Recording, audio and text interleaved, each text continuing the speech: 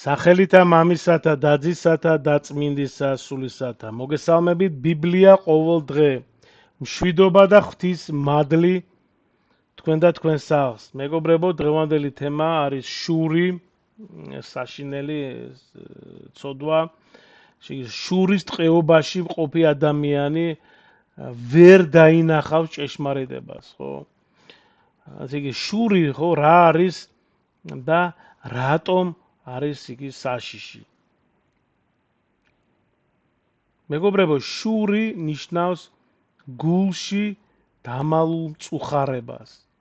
როცა ვხედავთ, რომ სხვას რამე კარგი აქვს, მაგალითად ჯანმრთელობა, ნიჭი, წარმატება, პატივი, კარგი მანქანა, კარგი სახლი, კარგი სამსახური, ხელფასი, მეგობარი და ასე შემდეგ. და ჩვენ გვგონია თითქოს ეს ჩვენგან წაიღო.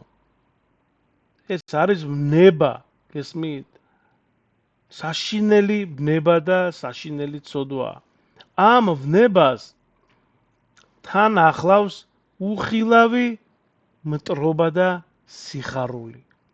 როცა მოყვასი რაიმე უბედურებაში ჩავარდება. აი რას ამბობს წმინდა ბასილი.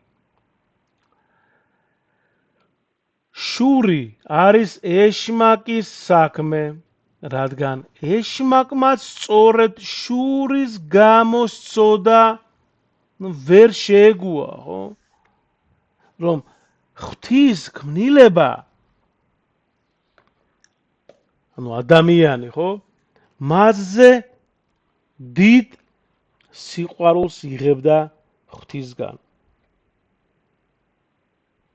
ეხლა მოდით ძალიან მოკლედ ვთქვათ, რატომ არის შური სულისთვის დამღუპველი. მეგობრებო, შური პირველ რიგში თვით შურიანს აზიანებს. აი, მაგაშია საქმე.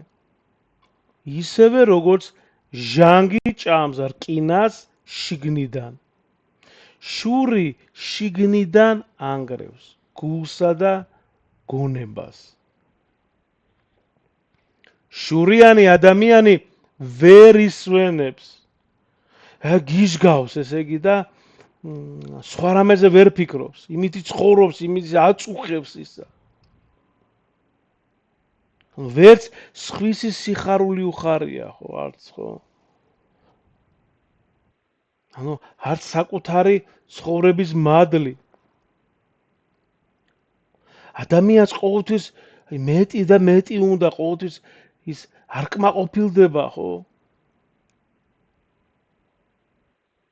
ეს ნება, მეგობრებო. ეს ნება ანგრევს, ხო? მეგობრობას, ნათესაობას და სიყვარულს, ხო, საერთოდ ანადგურებს. ეხლა მოვდი მოვიყვანოთ, მეგობრებო, ბიბლიური მაგალითები.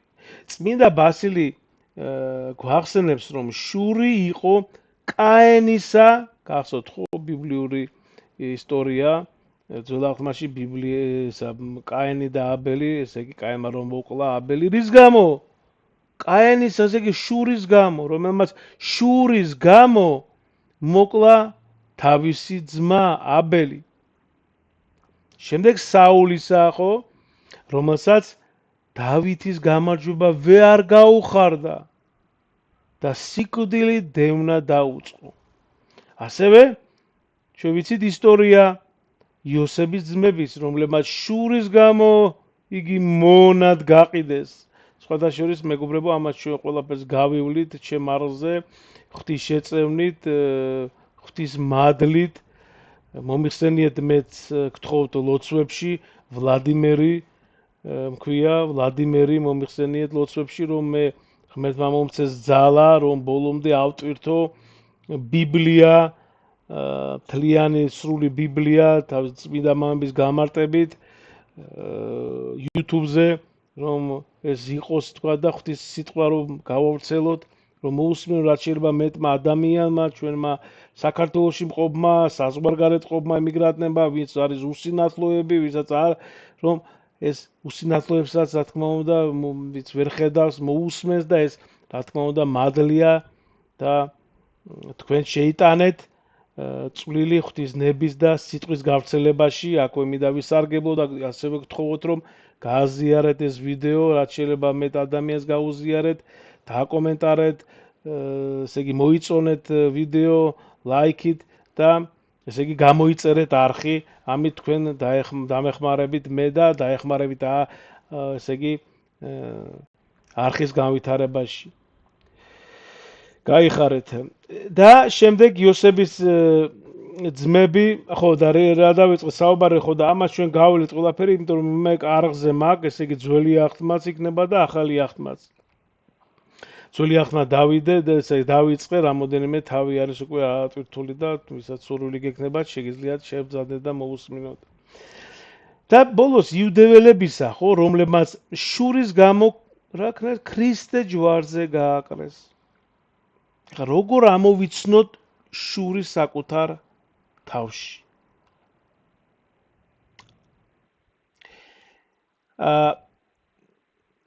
გვიჭირს გულწრფელად გავიხაროთ სხვისი წარმატებით. გვაწუხებს, როცა სხვას უყვებენ, თქვათ, ხო? და გვინდა რომ მის ადგილზე ვიყოთ. გული გვიმსუბუქდება, როცა ვიგებთ რომ ვიღაცას რამე ცუდი შეემთხვა. მეგობრებო, განკურნების გზა არსებობს და დავაფასოთ სულიერი და არა დროებითი. ნახე, სიმდიდრე, პატივი, სილამაზე დროებითია. ნამდვილი სიკეთე არის ღვთის მადლი, სინანული, სიყვარული, სიკეთე. ეკლესიაში ყველა ნიჭი იქნება. ანუ ნახეთ ეს სიმღერა, ქადაგება თუ დახმარების უნარი, ხო, საერთო სარგებლობისთვისაა, როგორც სხეულის თითოეული წევრი მთლიანს ემსახურება. როცა ვხედავთ რომ სხვას აქვს ის, რაც ჩვენ არ გვაქვს, ხო, ვთქვათ, ხო, ესე იგი გულში, ხო, ღმერთო, მადლობა, რომ ჩემს ძმას ეს ნიჭი მიეცი და მომეცი მეც შენი ნებისამებრ. შენი ნებისამებრ. გახსოვთ მამოჩვენოში იყავ ნება შენი, ვამბობთ ხო ჩვენ და არა იყავ ნება ჩემი. ანუ ჩვენ რაც გვინდა იმას ღმერთი არ გვაზევს. ანუ ღმერთი გვაძლევს იმას მხოლოდ რაც ჩვენი სულისთვის სასარგებლო არის. ნამდვილი ქრისტიანი სხვების წარმატებითაც ისე ხარობს, როგორც საკუთარი ოჯახის წევრის წარმატებით. ბასილი დიდი ამბობს, მეგობრებო, რომ შური ეს არის ეშმაკის მსგავსი მდგომარეობა, ის ვისაც შურს ღვთის მტერი ხდება. წმინდა იოანე ოქროპირი შურიანმა თავის თავზე მეტი მტერი არ ყავს. შურიანს, ხო? ანუ რადგან მისი სული მუდამ იწვის. აბა დოროთე ამბობს, რომ თუ გინდა შური დაამარცხო, სხვების სიკეთეს ისე შეხედე თითქოს შენს საკუთარს უყურებ. ეფრემ ასური ამბობს, მეგობრებო, რომ შური არის სულიერი სიბრმავე. ვეღარ ხედავ, ხო, რა სიკეთეა გაქვს შენ ცხოვრებაში. წმინდა ანტონი დიდი შური ამტკიცებს, რომ არ წამდეს, აღჯეროდეს, ხო, ესე თქვა ღმერთის, ხო, თითქოს ის არ გასცემს ყველა საჭირო საზრდოს. წმინდა ისაკასური შურიანი გულში ცეცხლს ატარებს, რომელიც მასვე ხრეთს, სხვას კი იშვიათად წვავს. წმინდა მაქსიმე აღსარებელი სხვისი სიხარულის დანახვა არის გამოცდა სიყვარულისა, თუ ვერ ხარობცი რომ შურის მონახარ. ანუ თუ ვერ ხარობ, იცი რომ შურის მონახარ. მეგობრებო, ნუ გშურთ, ყველა ცოდვილები ვართ, ჩვენ სუსტები ვართ, ეს ნამდვილად არის, ესე იგი, ცეცხლი და გამანგრეველი, შინაგანად განგრევს და ევედრეთ უფალს შეთხოვეთ ჩვენ სუსტები ვართ ადამიანები ყველას გვაქვს ასე თუ ისე ცოდვა და უნდა ვევედროთ რომ ღმერთმა მოგცეს ძალა რომ არ გშურდეს და ასე ვთქვათ დაუძლიოთ ესა თუ ის ცოდვა ღმერთმა მოგცეს ძალა და ჩააბარეთ რაც შეიძლება ბევრჯერ აღსარება და ეზიარეთ მადლი უფლისა ჩვენისა იესო ქრისტესის და სიყვარული ღვთისა და მამისა და ზიარება სული საწმინდისა იყოს თქვენ ყოველთა თანა ამინ მადლობა